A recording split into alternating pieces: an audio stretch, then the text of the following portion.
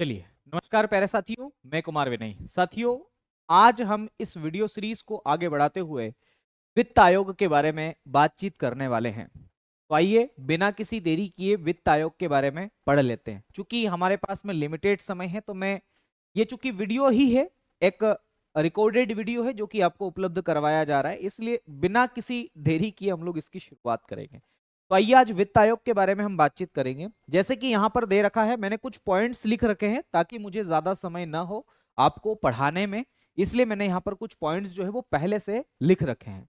जैसे कि मैं बात करूं, पहला पॉइंट्स मैंने यहां पर लिखा है, वित्त आयोग का जो गठन है मेरे साथियों वो किसके द्वारा किया जाता है। अगर ऐसा सवाल आपसे पूछा जाए तो याद रखना, इसका गठन मेरे साथियों राष्ट्रपति यानी कि प्रेसिडेंट साहब जो हैं वो इसका गठन करते हैं। तो भाई अगर आपसे पूछा जाए कि इसका गठन किसके द्वारा किया जाता है तो राष्ट्रपति महोदय के द्वारा इसका गठन किया जाता है। दूसरी बात, पूछा गया है क्या वित्त आयोग की प्रकृति क्या है। प्रकृति का मतलब इसका नेचर कैसा है, इस आयोग का उल्लेख कहां पर है, इस आयोग का जिक्र कहां पर है। तो क्या संविधान की किताब में कहीं पर इसका जिक्र है, तो मैं कहूंगा जी, संविधान की किताब में एक अनुच्छेद में इसका जिक्र है। और इसीलिए जब भी किसी संस्था की या जब भी किसी आयोग का जिक्र उल्लेख विवरण संविधान में होता है तो उसकी जो प्रकृति है वो होती है संवैधानिक। तो याद रखना, वित्त आयोग की प्रकृति कैसी है, संवैधानिक है। और संवैधानिक को आप अंग्रेजी में किस नाम से जानते हैं, कॉन्स्टिट्यूशनल। क्या बोलते हैं मेरे साथियों, कॉन्स्टिट्यूशनल आप इसे कहते हैं। तो इसकी प्रकृति कैसी है, कॉन्स्टिट्यूशनल है, संवैधानिक इसकी प्रकृति है, इसका जिक्र संविधान में है। अगर आपसे यह पूछा जाए कि कौन से अनुच्छेद में इसका जिक्र है तो याद रखना आर्टिकल नंबर 280 में इसका जिक्र है। यहां पर खैर दे ही रखा है, पूछा है केवल अनुच्छेद कौन सा इससे संबंधित है। तो मेरे दोस्त आर्टिकल नंबर 280 जो है वो इससे संबंधित है, ये बात आपको याद रखना है। फिर राष्ट्रपति महोदय इसका जो गठन करते हैं वो कितने सालों के लिए करते हैं, यानी कि इसका कार्यकाल कितना, इसका टेन्यूअर कितना है। तो याद रखना, राष्ट्रपति किसी भी वित्त आयोग का गठन जो है वो 5 वर्ष के लिए करते हैं, है ना। किसी किसी समय पर वर्षों की अवधि बढ़ा दी जाती है। जैसे मैं आपको बताऊं मेरे साथियों, तो कुछ वित्त आयोग ऐसे भी हैं जहां पर 5 वर्ष से बढ़ाकर उनका कार्यकाल 6 वर्ष कर दिया गया था। अच्छा, इसकी संरचना, इसके स्ट्रक्चर की अगर हम चर्चा करें, इसकी संरचना में कौन कौन सी चीजें हैं, तो याद रखना इसकी संरचना में अगर हम बात करें तो इसकी संरचना में एक होता है अध्यक्ष। याद रखना, वित्त आयोग जो होता है उसमें अध्यक्ष की संख्या कितनी है, एक है मेरे दोस्त। वहीं पर सदस्यों की संख्या कितनी है, how many members in finance commission, तो याद रखना there are 4 members in finance commission. तो 4 सदस्य होते हैं, एक अध्यक्ष होते हैं, ये बात आपको याद रखना है। वित्त आयोग का क्या काम है, ये किस लिए गठित किया जाता है, तो वित्त आयोग का गठन किस लिए किया जाता है, तो याद रखना वित्त आयोग जो है वो करों का बंटवारा करता है, डिस्ट्रीब्यूशन ऑफ टैक्सेस। भाई देश के अंदर जो टैक्स का कलेक्शन होता है, देश के अंदर मेरे साथियों जो टैक्स का कलेक्शन होता है, उन टैक्स को राज्यों को, केंद्र शासित प्रदेशों को और केंद्र सरकार को बांटने के लिए यही अनुशंसा करता है। तो याद रखना इसके कार्य में क्या लिखूंगा मैं, करों का बंटवारा करना, डिस्ट्रीब्यूशन ऑफ टैक्सेस। तो यहां पर लिखेंगे करों का बंटवारा, करों का बंटवारा करना इसका फंक्शन है, यानी कि डिस्ट्रीब्यूशन ऑफ टैक्सेस। मैं लिख भी देता हूं, डिस्ट्रीब्यूशन, डिस्ट्रीब्यूशन ऑफ टैक्सेस। तो करों का बंटवारा करना मेरे साथियों इसका काम है। फिर आपसे पूछा गया है कि अभी तक कुल कितने वित्त आयोग का गठन राष्ट्रपति महोदय कर चुके हैं, तो याद रखना टोटल ओवरऑल की अगर मैं बात करूं तो 16 वित्त आयोग का गठन जो है वो राष्ट्रपति जी के द्वारा अभी तक कर दिया गया है। ठीक है, एक बार रिवीजन कर लीजिए, वित्त आयोग का गठन राष्ट्रपति प्रेसिडेंट महोदय करते हैं। दूसरी बात, वित्त आयोग की प्रकृति, इसका जिक्र संविधान के अनुच्छेद 280 में है, इसलिए इसकी प्रकृति संवैधानिक कॉन्स्टिट्यूशनल हो जाती है। प्रत्येक वित्त आयोग का कार्यकाल 5 वर्ष का होता है। प्रत्येक वित्त आयोग की संरचना की अगर हम बात करें, स्ट्रक्चर की, तो एक अध्यक्ष होता है, 4 सदस्य होते हैं। अगर इसके कार्य की बात करें तो ये करों का बंटवारा करता है। अभी तक कुल 16 वित्त आयोग का गठन किया जा चुका है। अब आ जाइए बात कर लेते हैं कुछ प्रमुख वित्त आयोग के बारे में। जैसे कि मैंने यहां पर लिखा है पहले वित्त आयोग के बारे में। आपको पता है पहले वित्त आयोग का गठन जो है वो नवंबर 1951 में किया गया था। और कौन इसके अध्यक्ष थे, क्योंकि सवाल अध्यक्ष से ज्यादा पूछे जाते हैं। तो याद रखना मैंने आपको योजना आयोग पढ़ा रखा है। हालांकि मैं आपको बता दूं योजना आयोग की सिफारिश जिस व्यक्ति के द्वारा की गई वही इसके पहले अध्यक्ष बने।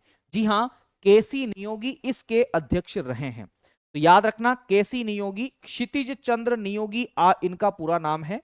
तो केसी नियोगी ही आप लोग याद रखें, ये इस पहले वित्त आयोग के अध्यक्ष बनाए गए थे।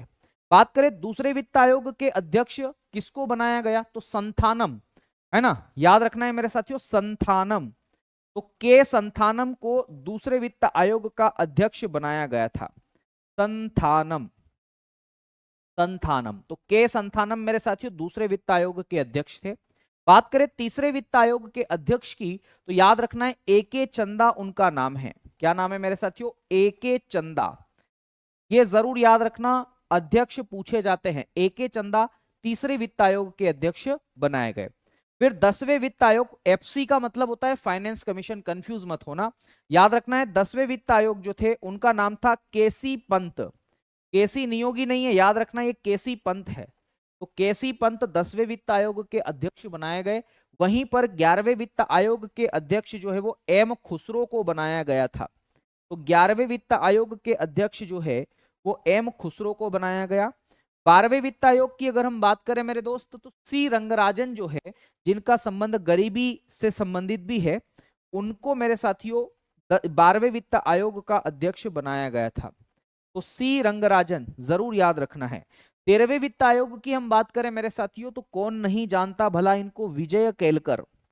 विजय केलकर जो हैं ये 13वें वित्त आयोग के अध्यक्ष बनाए गए हैं। जरूर याद रखना, अध्यक्ष अक्सर आपकी परीक्षा में पूछे जा सकते हैं। बात करें 14वें वित्त आयोग के बारे में, तो वाई वी रेड्डी मेरे साथियों इनका नाम है। मैं यहां लिख देता हूं वाई वी रेड्डी, जरूर याद रखना। 15वें वित्त आयोग के बारे में अगर हम चर्चा करें मेरे दोस्त, तो इनका नाम है एन.के. सिंह, नंद किशोर सिंह, है ना। एन.के. सिंह या नंद किशोर सिंह जो है वो मेरे दोस्त 15वें वित्त आयोग के अध्यक्ष बनाए गए हैं। ये बात आपको याद रखना। अब देखो 16वें वित्त आयोग की हम बात करते हैं, जो कि अपने आप में एक महत्वपूर्ण फाइनेंस कमीशन है। क्यों, क्योंकि अभी हाल ही में इसका गठन किया गया है। तो 16वां वित्त आयोग मेरे साथियों नवीनतम वित्त आयोग है, ये बात आपको याद रखना है।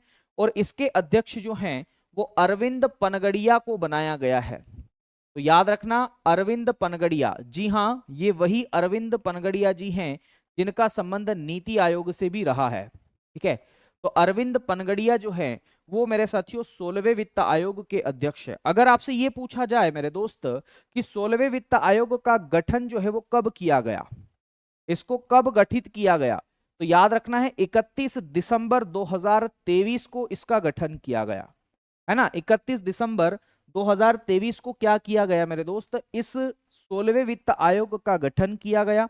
फिर आपसे सवाल ये पूछा जा सकता है कि भैया बताइए ये 16वां वित्त आयोग जो है ये अपनी रिपोर्ट भारत सरकार को या केंद्र सरकार को कब देगा, तो 31 अक्टूबर 2025 तक ये अपनी रिपोर्ट सौंपेगा। ठीक है, तो यहां पर ध्यान रखना कि ये जो है 16वां वित्त आयोग ये अभी कार्य कर रहा है, याद रखना वर्तमान में नवीनतम है। और ये अपनी रिपोर्ट कब सौंपेगा मेरे साथियों, तो 31 अक्टूबर 2025 तक ये अपनी रिपोर्ट जो है वो भारत सरकार को देगा, इस बात को याद रखना है।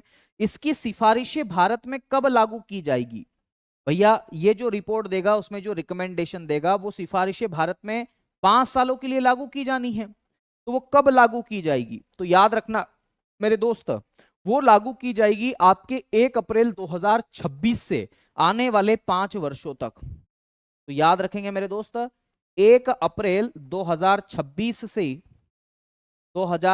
से आगामी 5 वर्षों तक, क्या याद रखना है, आगामी 5 वर्षों तक, 5 वर्षों तक इसकी सिफारिशें जो है वो देश के अंदर लागू होगी।